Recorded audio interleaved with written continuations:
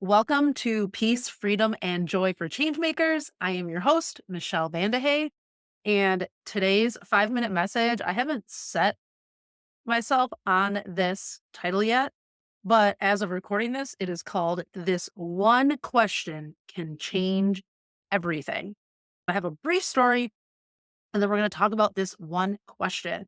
For those of you that don't know, I walk regularly and then I've been a runner for several years. I just bought a new pair of shoes and I just went on my first official run yesterday as of recording this. And last night I was like, my shins hurt a little bit. And then this morning they still hurt a little bit. And I've been known to get shin splints in the past, but not all of the time. And, honestly, the first time I ever got shin splints was when I trained for a 10K. I had never gotten shin splints before, even being an athlete and having to run in college, all that kind of stuff. They're painful, they're frustrating, they're annoying because they don't just like go away the next day. It's not like a sore muscle that'll just like go away easily.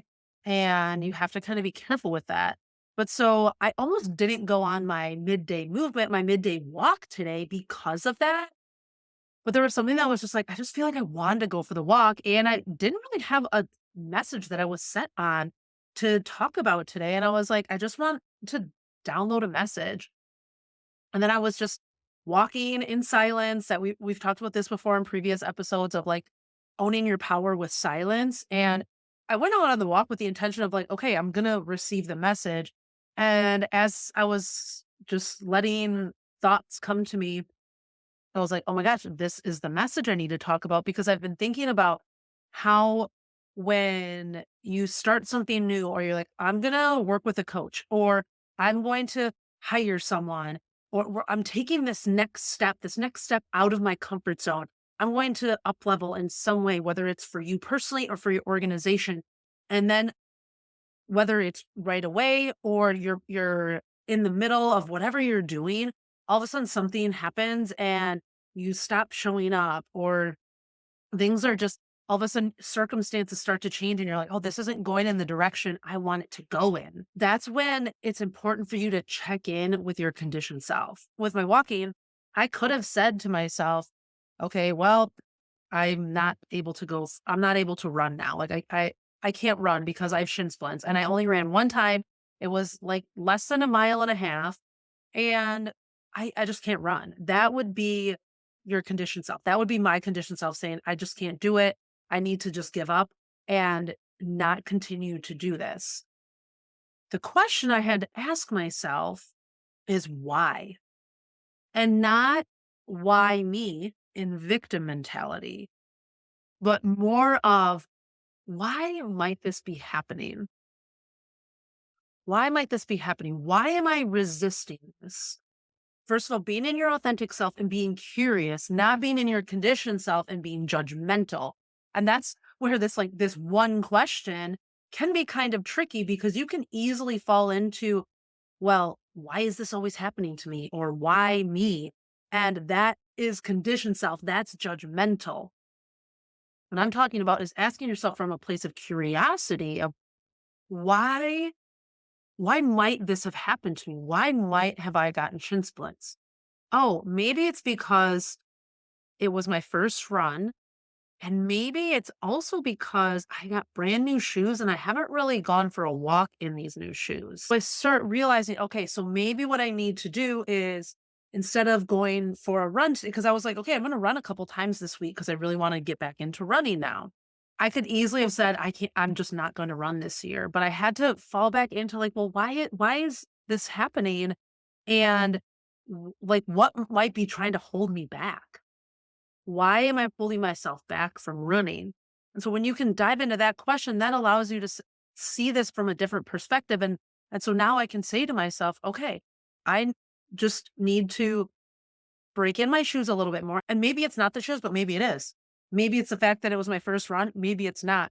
But I'm allowing myself to say, okay, it might be one of those two things. And there's things I can do. I can break my shoes in a little bit more and go for walk in these shoes.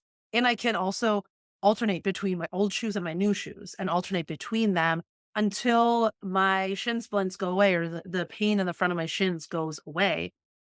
I share this with you because I want you to know that you can also ask yourself this question. So maybe, for example, sometimes when I work with clients, we I oftentimes work with people for like 6 months at a time at minimum, because when you're going through growth and transformation, it takes time, right? And it's nice to have that container and that space to allow yourself to do it and not feel rushed.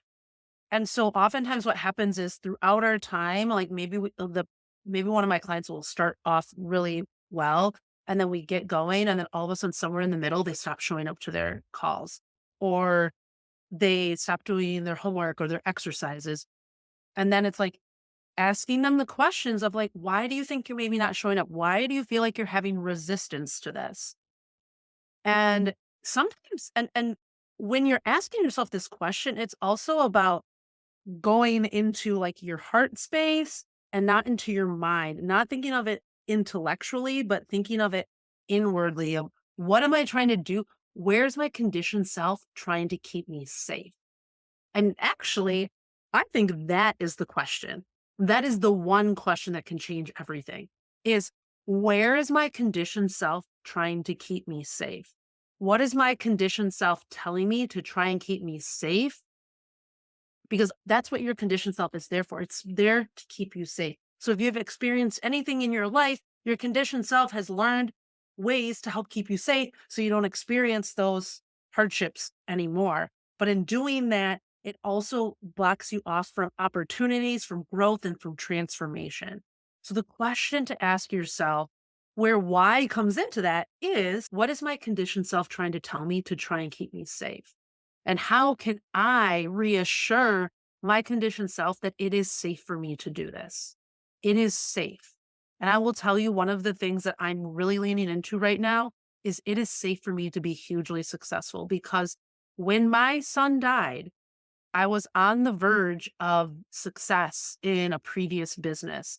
I had recommitted myself to success and I was doing things to create success for myself in my business.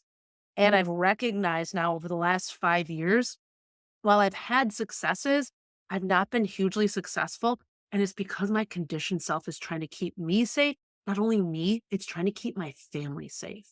So I've had to tell myself and my conditioned self, it is safe for my family, for me to be hugely successful. What is that one thing when you ask yourself, what is trying to keep me safe? Or why am I trying to keep myself safe? What is the answer to that question? Because that can change everything for you and it can help you to move forward when you're at the edge of that comfort zone and situations are arising to shift your perspective and say, okay, I can continue to move forward.